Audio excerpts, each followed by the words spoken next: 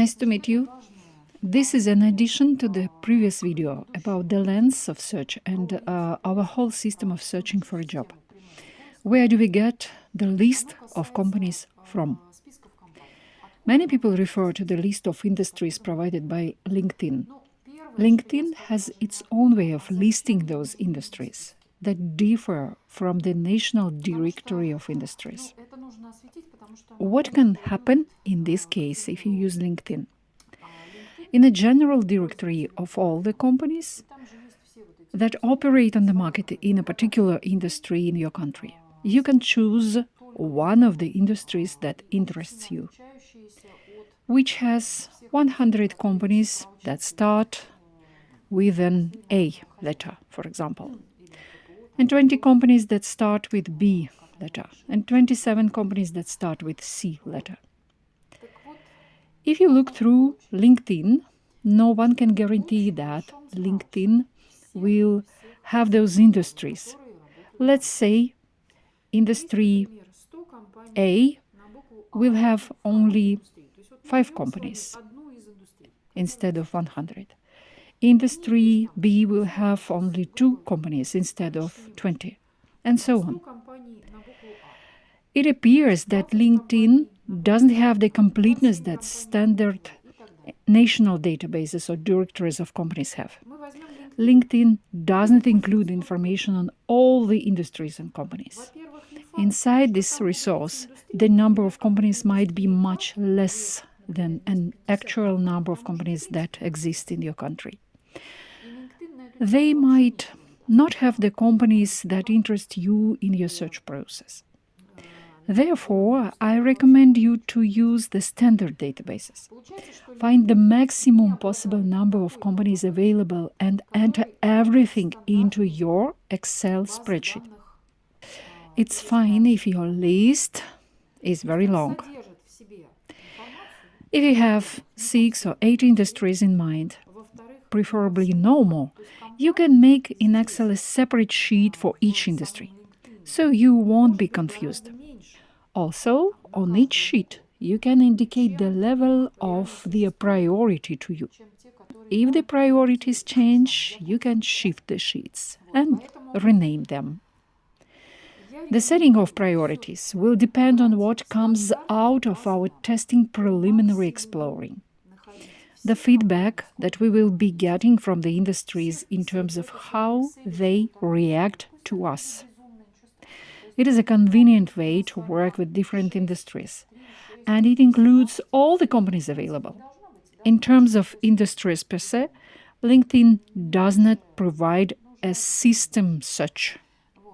Imagine that we found and wrote down 100 companies that start with an A letter, but LinkedIn gives us only 5, which means that we need to find the remaining 95 companies using different search out of LinkedIn, and you need to compare.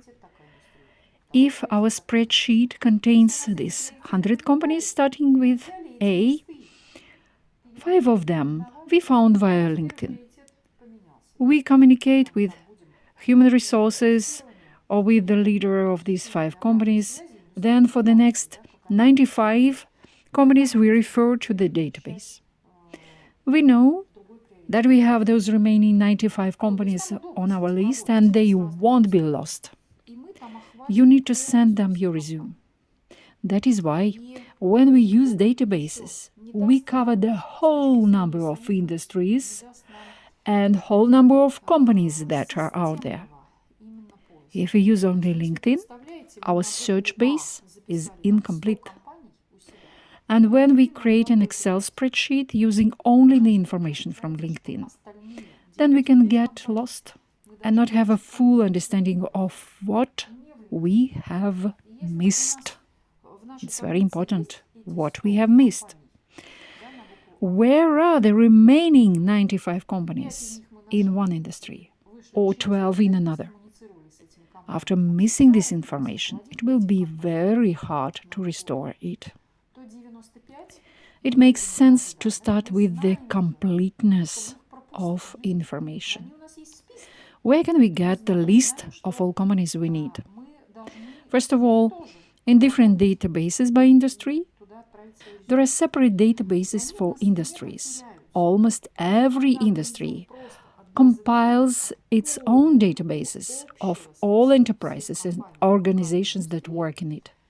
And these databases can be found somewhere on the internet. Expect that from 10 to 30% of their data might be out of date. You need to get used to this, come to terms with it, because some companies go bankrupt. Some change their contacts, some fall apart, some change their names, and so on and so forth. A company is a living system, and everything can happen. Some companies die, others are born. So, from 10 to 30% of companies you come across in the databases might simply not exist. Therefore, we use databases and Google if we are looking for specific companies and retrieve all the needed information. Google or other research systems. For Russian applicants, we give all the available sources of databases that we have and what our previous candidates used to do their search. However, there are no universal directives. It is possible that in a specific security agency, there are full lists with addresses, passwords, and turnouts, but we don't have access to that. And that is why we use what we have, what is available to us. If you want to find which companies are leading and developing in business in their industry, for example, in IT industry, we can refer to the ratings systems. In Russia, for example, we have ROS Business Consulting rating system. And you can also find in your country some resource. By the way, in the process of searching, if you find interesting and useful information, please share it in your group with other members from your country who also look for a job. They also might find something on the internet that will be interesting to use, for example, information about databases and ratings that you might find useful for your job search. Be active, please, in sharing information. There is nothing confidential in it. Confidential is your correspondence with the companies, where you go through an interview and discuss about what they need and the tasks you need to do and so on. All this information is private. But companies' phone numbers, addresses, and turnouts you can share in the group. If you need, for example, IT industry, request the rating of 100 or 30 largest IT companies in your country. The same with other industries. They will give the list, or it could be 30 or 10 largest companies. Then you add them to Excel search table and communicate with them. Find their contacts and communicate with them. The same do with other industries according to the priorities chosen. This is one more important adjustment I want to make. That's it. Keep working. See you soon.